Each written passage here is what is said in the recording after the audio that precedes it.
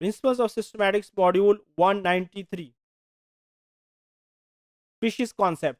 इस मॉड्यूल के अंदर हम स्पीशीज मेट रिकॉग्निशन कॉन्सेप्ट के बारे में, evolutionary species concept, morphological species concept के बारे में पढ़ेंगे। सबसे पहले हम बात करते हैं species mate recognition concept.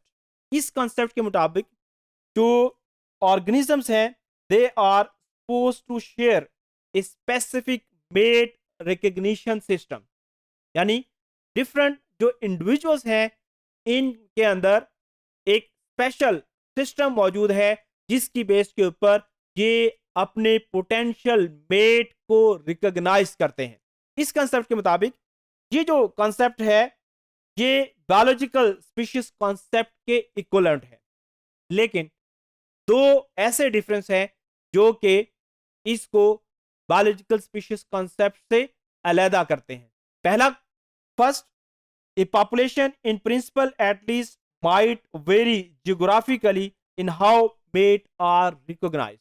Biological species concept के मुताबिक एक जो स्पीशीज के मेंबर्स हैं they constitute A ecological unit, लेकिन जो मेट रिकॉग्निशन कॉन्सेप्ट है इसके मुताबिक ऑर्गन्स के दरमियान में इतने ज्योग्राफिकल डिफरेंसेस मौजूद होते हैं जिसकी बेस के ऊपर वो अपने जो मेट है उसको रिकॉग्नाइज कर सकते हैं।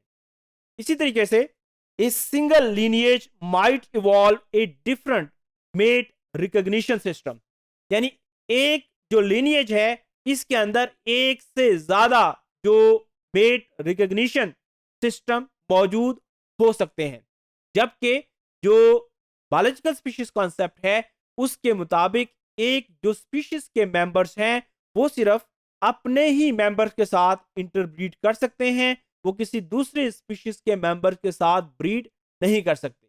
अगर वो ब्रीड कर भी लें तो फर्टाइल ऑफस्प्रिंग्स पैदा नहीं कर सकते। इसी तरीके से जो दूसरा कॉन्सेप्ट है cohesion species concept. Cohesion species concept के मुताबिक there is something which hold species together, यानी कोई ना कोई चीज ऐसी जरूर है जो स्पीशीज के मेंबर्स को इकट्ठा रखती है।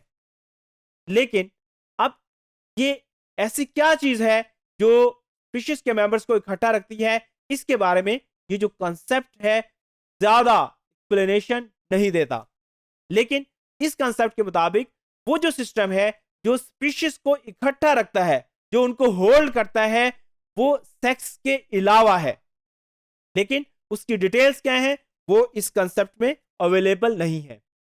अब मॉर्फोलॉजिकल स्पीशीज कॉन्सेप्ट क्या है?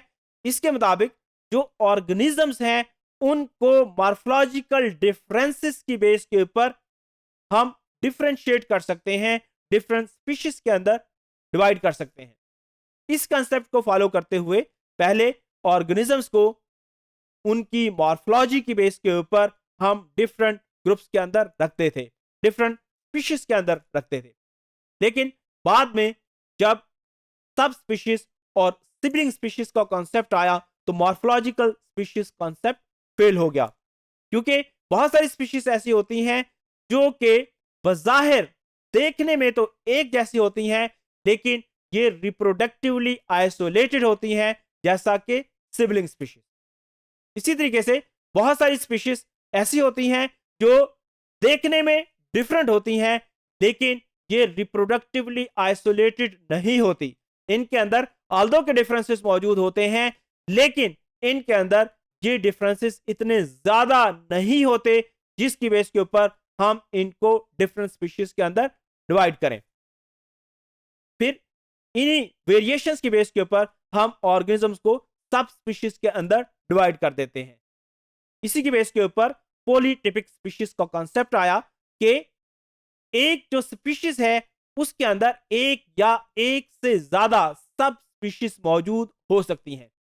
अगर एक स्पीशीज उसके अंदर एक ही स्पीशीज है तो उसको हम मोनोटिपिक स्पीशीज कहेंगे, लेकिन अगर एक स्पीशीज के अंदर दो या दो से ज्यादा सब स्पीशीज मौजूद है तो उनको हम पॉलीटिपिक स्पीशीज कहेंगे। इसी तरीके से जो नेक्स्ट कॉन्सेप्ट है एवोल्यूशनरी स्पीशीज कॉन्सेप्ट। इस कॉन्सेप्ट के मुताबिक an evolutionary species is a single lineage of ancestor descendant population.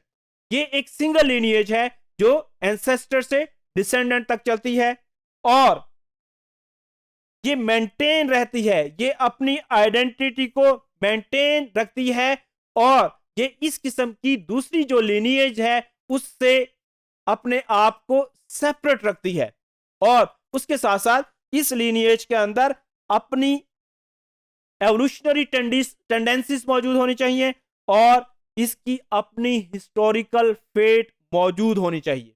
यानी एक ऐसी lineage जो कि एंसेस्टर से डिसेंडेंट तक चले और ये अपनी आइडेंटिटी को मेंटेन रखे, ये दूसरी जो lineages हैं उससे अपने आप को सेपरेट रखे और इस lineage के अंदर अपनी एवोल्यूशनरी टेंडेंसीज मौजूद हों और इसकी अपनी हिस्टोरिकल फैट हो।